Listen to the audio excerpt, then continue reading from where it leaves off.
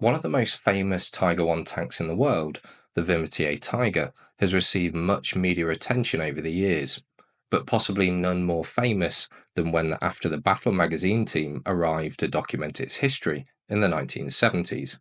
The scars of war were still very fresh, despite it being 30 years after the dramatic end to the Battle of Normandy, the battle that would ultimately lead to the late production Model E Tiger I turret number 231's next chapter.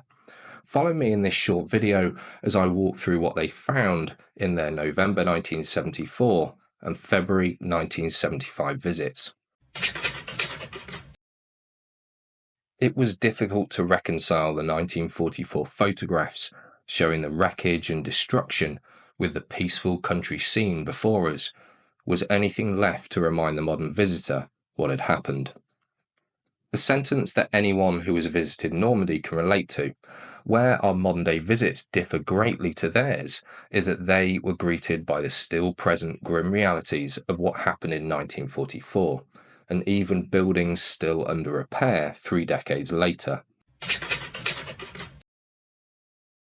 So the tank known as the Vimoutiers Tiger, a Model E turret number 231, part of the 503rd SS Heavy Tank Battalion, it would see extensive fighting in Normandy all the way up to the Falaise pocket, where it would remain nearby to this day. Not knocked out by the Allies, but simply running out of fuel on the 19th of August. Its crew attempted to scuttle the tank and did cause significant damage, but having seen much worse, one could assume it was also low on ammunition, because if it was fully laden, then it certainly would not look how it does now. The Allies arrived shortly after and simply bulldozed the tank off the road into a ditch, where it would sit for 31 years, until 1975. By this time it was a local monument, and was saved by the town at a cost of 6,000 francs, paid to the scrap metal merchant in Caen who owned it. It was then placed on its own little parcel of land where you can see it to this day. It would not only survive the Battle of Normandy, the German disaster at Falaise, its attempted scuttling by its crew, over 30 years in a ditch, but also scrap metal merchants attempting to dismantle it, which you can see evidence of where they tried to use a gas axe to cut it up, and a multitude of missing parts. Their first photo comments on the unusual road wheels that we now know are a later production style, in an attempt to not only reduce the amount of rubber required that was by that time in short supply, but also increase their life by making the outside of them steel as opposed to rubber. This new design resulted in increased track wear, higher noise, and decreased comfort. Following their first visit, they appealed for information using local newspapers regarding original photographs they were trying to trace. They had contacted one Captain Knight, who had originally taken the pictures, whilst he was the second in command of the Army Film and Photography Unit based in the area. However, Captain Knight could not remember exactly where they were taken. Wanting to find out more, they published their articles. Little did they know that this appeal would lead to several incredible encounters with key figures involved in the saving of Tiger 231 and some once-in-a-lifetime photographs that us historians could only dream of having been part of.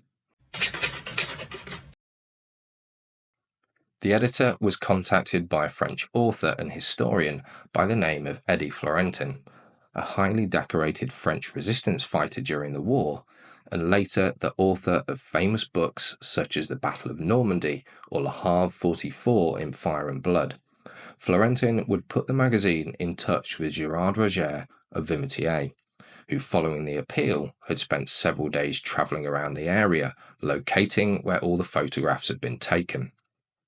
Merely a week before their return in February 1975, Monsieur Roudeix made contact with a rather unassuming letter to inform the team that he had found the locations and that he and his friend would show them around.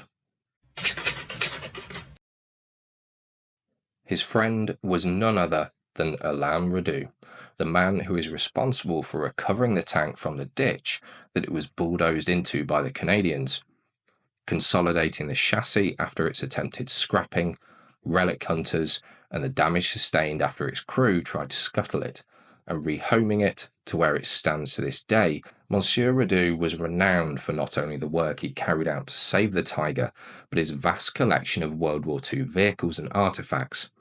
The editor of the magazine would later refer to him as the expert of experts.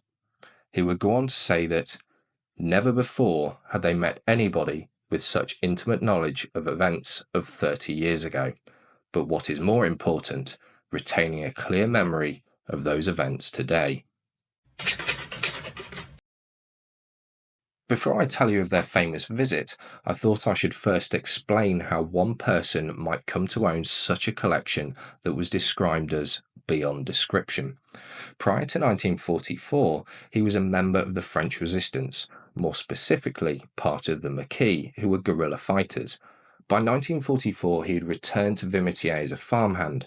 This is where he would witness the devastation of the German army in Normandy around Falaise. After the war, he was then employed by the French government to clear mines and ordnance left by the conflict. This work and later interest led to one of the best privately owned collections I've ever seen. February had come, and the team headed to Vimoutiers. They would spend 3 days with Gérard Roudeix and Alain Roudeix, touring the Normandy countryside to match their photographs to their locations.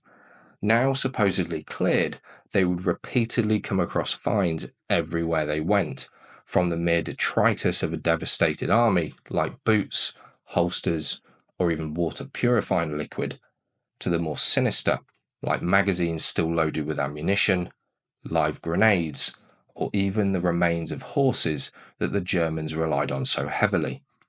Some laying on top of the surface, and some requiring a little more investigation. Following the war, the larger pieces, including vehicles, have been cleared away, usually for scrap to feed money back into local economies. One such scrapyard was in Trum, a few miles away, piled high with what was considered scrap at the time. The team could not believe their eyes. Monsieur Roudeix would not let them leave without a visit to his own collection, even showing off a live Panzerfaust, an MG42, and even his very own mortar complete with rounds. Before they did leave, they did recreate a photo of Alain Roudeix beside a German grave, the same man, the same cross, in the same place. I will go more into Alain Roudeix's interactions with Tiger 231 in part 4.